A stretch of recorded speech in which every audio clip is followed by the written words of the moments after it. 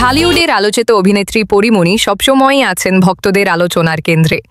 পর্দায় এখন আগের মতো নিয়মিত না হলেও সামাজিক মাধ্যমে তার উপস্থিতি বরাবরই সরব।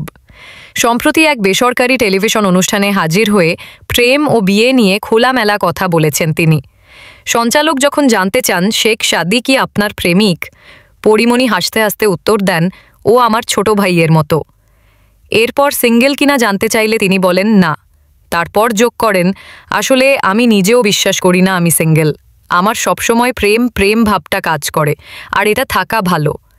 আবার বিয়ের প্রসঙ্গে পরীমণি জানান, একবার বিয়ে করেছি, তবে শরীফুল রাজ ছাড়াও আরও বিয়ের গুঞ্জন নিয়ে রসিকতা করে তিনি। বলেন, ওরা হয়তো সৎস্বামী যাদের সঙ্গে ডিভোর্সটা দেখা যায়নি।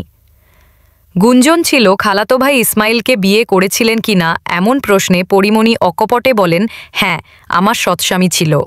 সাথে বিয়ে প্রসঙ্গে হেসে যোগ করেন, ছোটবেলা থেকে মজা করে বলতাম আমি 1 ডজন বিয়ে করব, ভাবিনি এই রসিকতাই একদিন গুঞ্জনে পরিণত হবে।